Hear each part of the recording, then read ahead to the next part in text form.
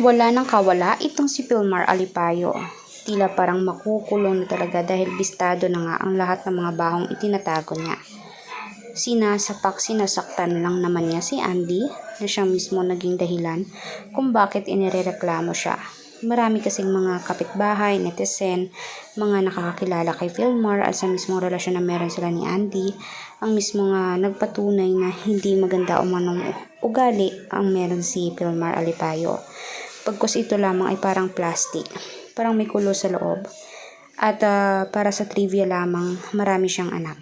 May iilang foreigner siyang naging asawa, hindi naman sila mga kasal, pero may mga anak siya. Gayon pa man doon pa lang ay parang wala ng reputasyon kung tingnan, dahil may mga anak siya na napabayaan sa ibang babae. Tapos ito naman si Andy ay pumatol pa talaga dito kay Vilmar dahil sa pag-iibigan nila. Pero gayon pa man, hindi naman nagsisisi si Andy dahil may mga anak sila.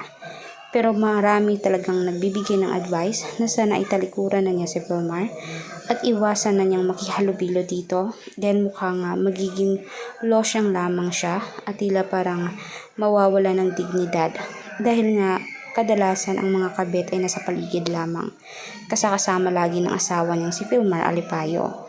Hindi talaga ito tumatanda. Parang hindi tumatatak sa kanya na dapat ay huwag siyang mambabae. Kundi lagi pa rin niyang inuulit-ulit ang sistemang pambababae at pananakit sa asawa. Sana naman umano ay lumayo na sa tukso itong si Vilmar. Ika nga ni Andy, bibigyan pa niya umano ng tsansa. Huli na ito.